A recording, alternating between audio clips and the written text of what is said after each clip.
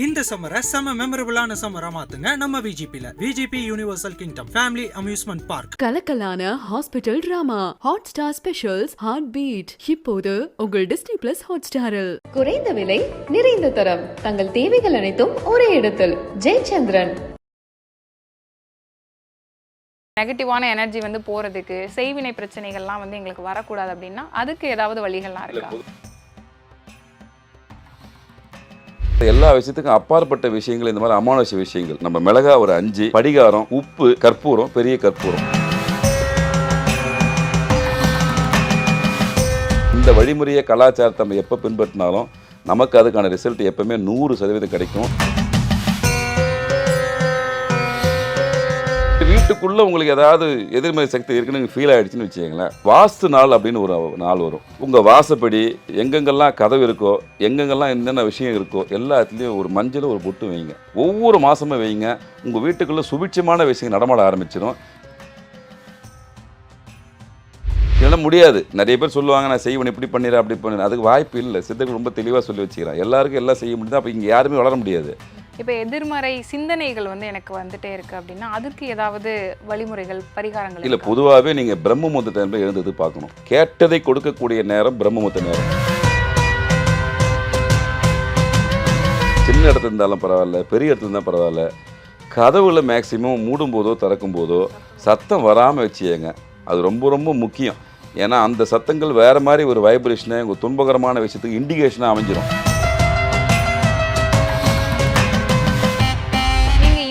கடவுள இந்த ஒரு கோவிலுக்கு போயிட்டு வந்தீங்கன்னா அந்த நெகட்டிவான எனர்ஜி போகும். அதுக்கப்புறம் இந்த மாதிரி எல்லாம் இல்ல நீங்க இதுக்கு கோயில் கூட அதிகமா போக தேவையில்லைங்க. கல்லுப்பு இருக்குல்ல நம்ம கிடைக்குதுல, கல்லுப்பு.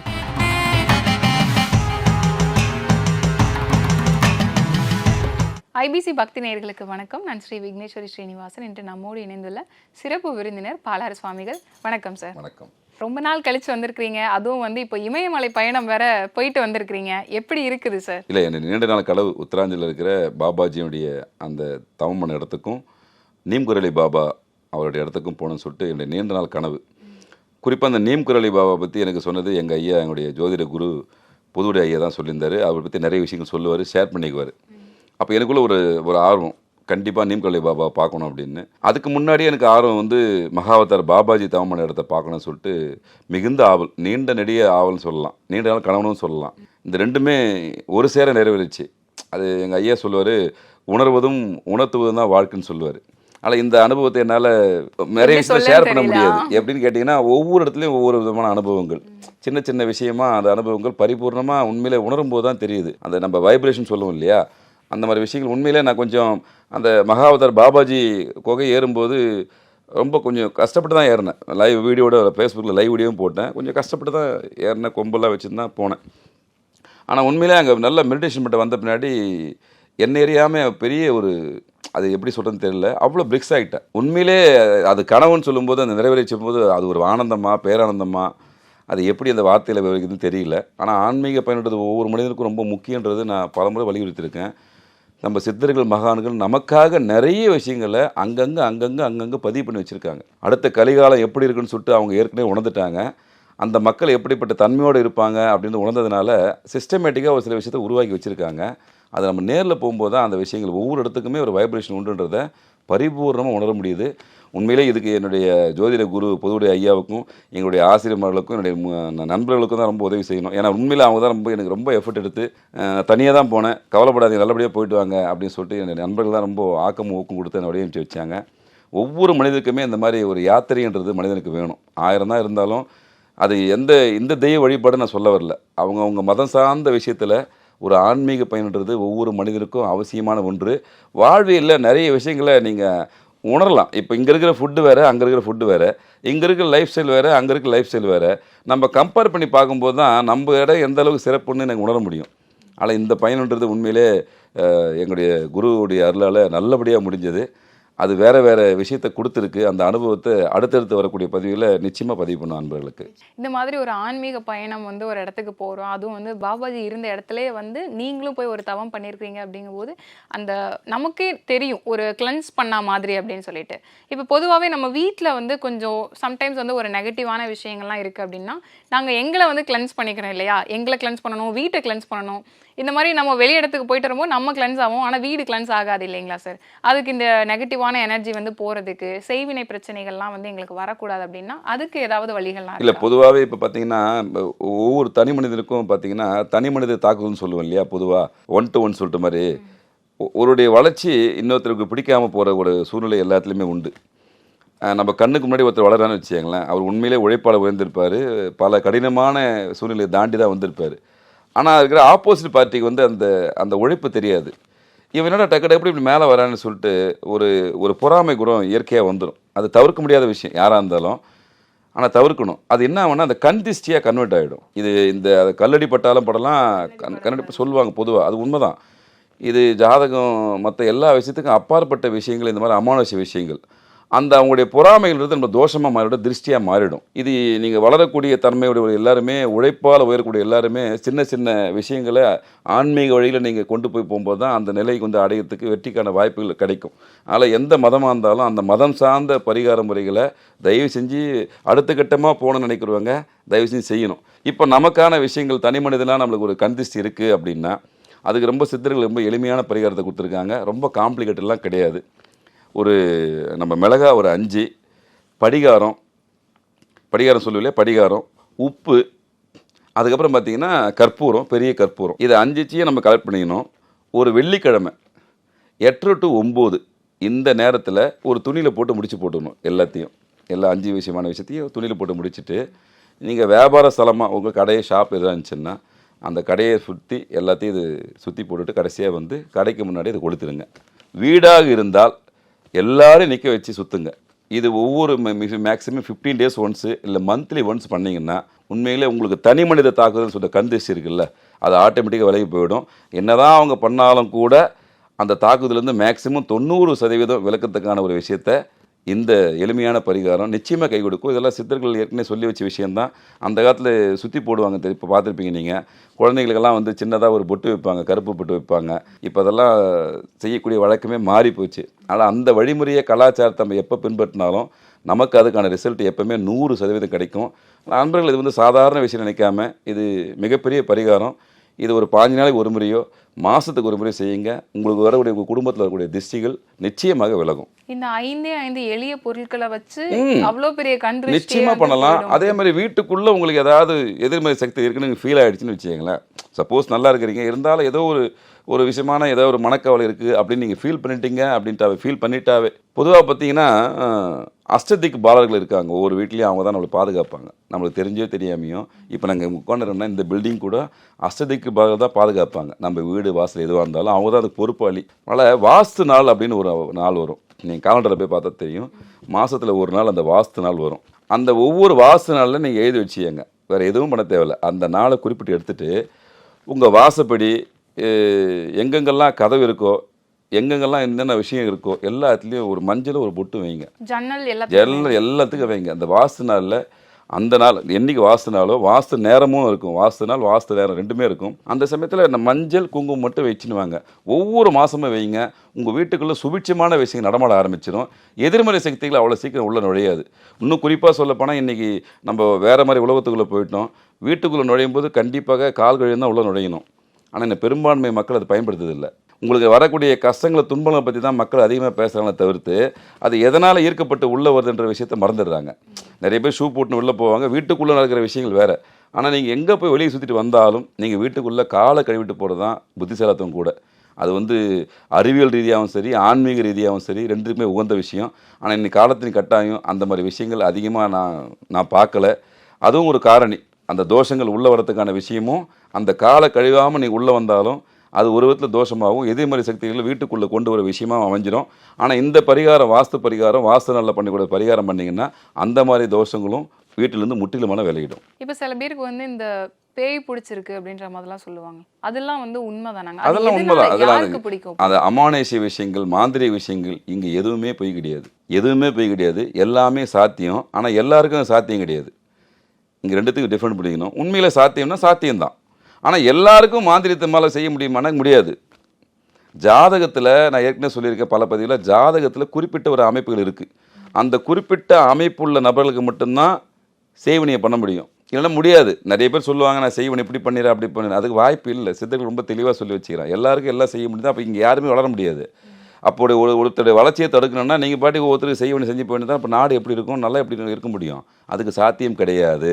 அதனால் ஆனால் அந்த ஒரு உண்டானா உண்டு, நம்ம இல்லைன்னு மறுக்கலை. நிச்சயமாக அந்த மாதிரி ஒரு சில விஷயங்கள் ஒரு சில நேரத்தில் செஞ்சால், குறிப்பிட்ட நேரத்தில் குறிப்பிட்ட மந்திரங்களில் உச்சாடனம் பண்ணால் நடக்கும். ஆனால் அது எல்லாருக்கும் சாத்தியம் கிடையாது. நம்ம அதுக்காக தான் சித்தர்கள் தெளிவாக சொன்னால் இந்த மாதிரி பிரச்சனைலாம் ஃப்யூச்சரில் வரும்னு சொல்லிட்டு தான் இயற்கையோடு வாழக்கூடிய விஷயங்கள், உணவு சார்ந்த விஷயங்கள், இந்த மாதிரி சாதாரணமாக பயன்படுத்தக்கூடிய எலுமிச்சம்பழம், வெத்தலைப்பாக்கு, மருதாணி, குங்குமம், மல்லிப்பூ, இந்த மாதிரி விஷயங்களோடு சேர்ந்து கிரக காரத்தோடு சேர்ந்து உங்களுக்கு ஒரு பாதுகாப்பு கவசத்தை உருவாக்கி வச்சுருக்காங்க. நீங்கள் அந்த மாதிரி சிஸ்டமேட்டிக்கான விஷயத்தை நீங்கள் ஃபாலோ பண்ணிட்டாவே இந்த மாதிரி எதிர்மறைகளை சக்திகளை முற்றிலும் தவிர்த்துடலாம். அதில் மாறுபட்ட கருத்தே கிடையாது. இப்போ எதிர்மறை சிந்தனைகள் வந்து எனக்கு வந்துட்டே இருக்குது அப்படின்னா அதுக்கு ஏதாவது வழிமுறைகள், பரிகாரங்கள்? இல்லை, பொதுவாகவே நீங்கள் பிரம்ம முகூர்த்த டைமில் எழுந்தது பார்க்கணும். எல்லா விஷயத்துக்குமே ஒரு சாத்தியமான விஷயம்ன்றது பிரம்ம முகூர்த்த நேரம். நான் திரும்ப திரும்ப மக்களுக்கு சொல்ல வருதுன்னா, நீங்கள் அந்த சமயத்தில் எழுந்துங்க. முதல்ல நீங்கள் இறைவனை வழிபடுறீங்க, வழிபடலைன்றது அடுத்த கட்டமான விஷயமாக பண்ணிடலாம். ஆனால் முதல்ல எழுறதுக்கான முயற்சி நீங்கள் பாடுபட்டு கஷ்டப்பட்டு செஞ்சுருங்க.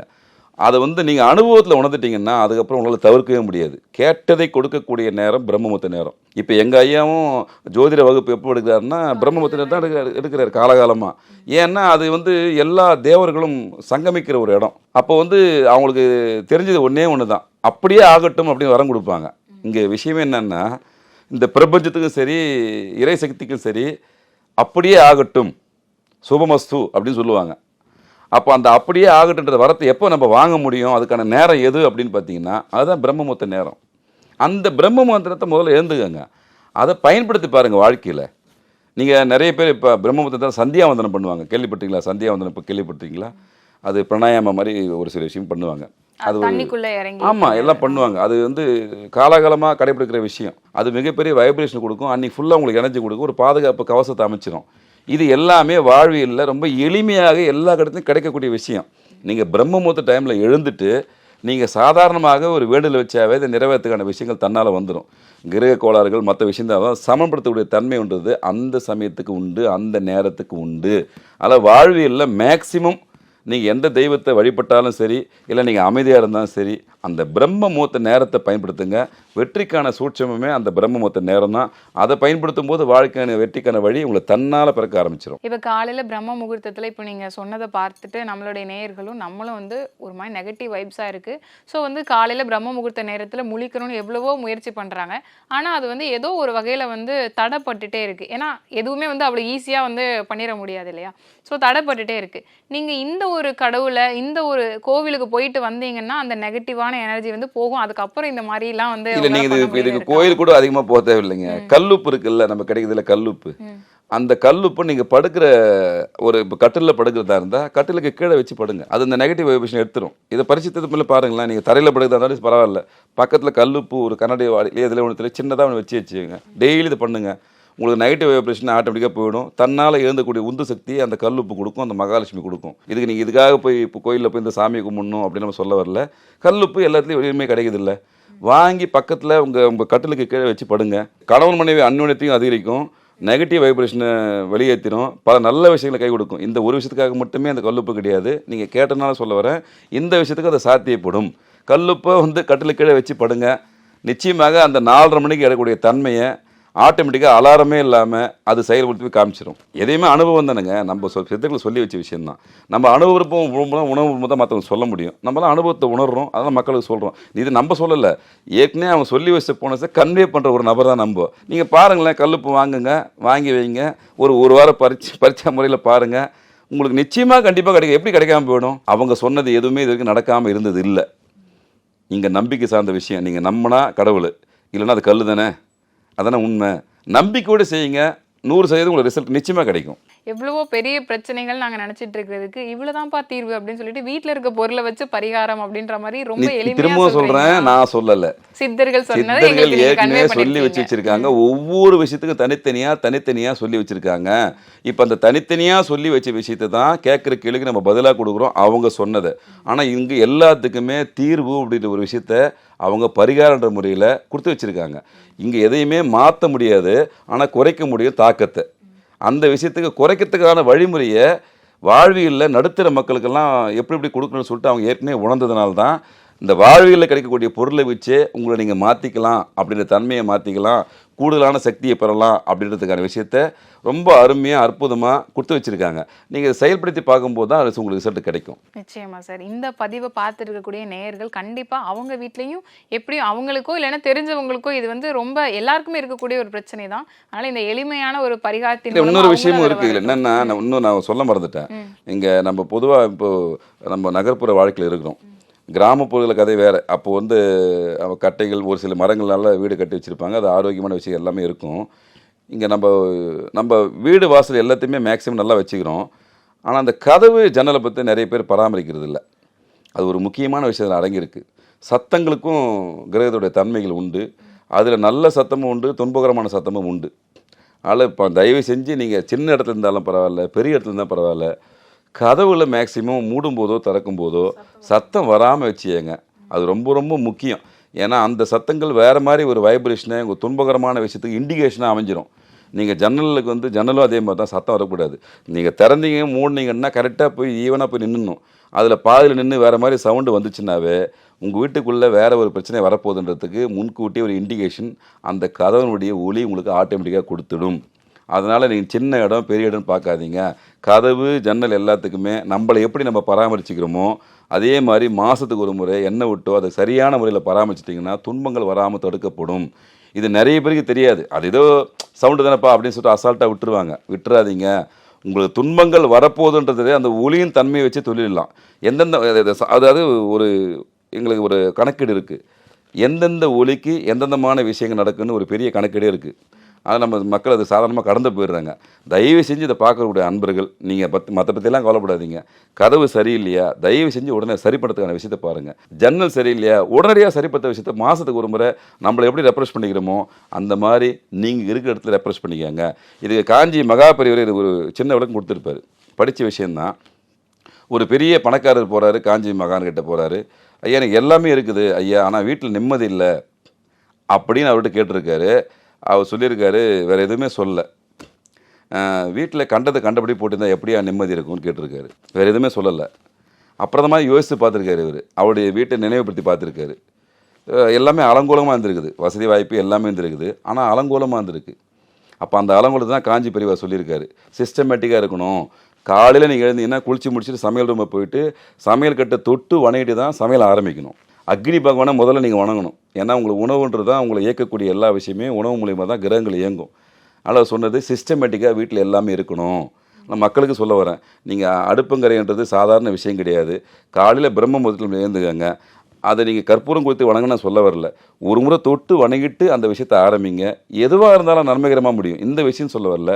நீங்கள் எந்த செயலை செய்யறதுக்கு முன்னாடியும் இறைவணக்கத்தோடு குரு பக்தியோடு அந்த விஷயத்தை ஆரம்பிச்சிங்கன்னா எவ்வளோ பெரிய துன்பமாக இருந்தாலும் அது உங்கள் குலதெய்வமும் மற்ற இஷ்ட தெய்வம் பார்த்துனே இருக்கும். நீங்கள் சிஸ்டமேட்டிக்காக வர நபர் தெரிஞ்சுன்னா உங்களுக்கு அழகாக வழிவிட்டு உங்கள் வாழ்க்கையை மேலே தூக்கிட்டு போயினே இருக்கும். பல அற்புதமான தகவல்கள் எப்பவும் போல் இன்றைக்கும் வந்து வழங்கியிருக்கிறீங்க. இதே போல் அடுத்த ஒரு பதிவில் இன்னும் சில தகவல்களோட உங்களை வந்து சந்திக்கணும் அப்படின்னு ஆசைப்படுறோம். இந்த நேரத்துக்கும் உங்களுடைய நேர்காணலுக்கும் நன்றிகள் சார். நன்றி. இந்த சம்மரை செம மெமரபிளான சம்மரா மாத்துங்க நம்ம விஜிபில. VGP universal kingdom family amusement park. கலக்கலான hospital drama Hotstar specials heart beat இப்போது உங்கள் டிஸ்னி பிளஸ் ஹாட் ஸ்டாரில். குறைந்த விலை, நிறைந்த தரம், தங்கள் தேவைகள் அனைத்தும் ஒரே இடத்தில். ஜெயச்சந்திரன்.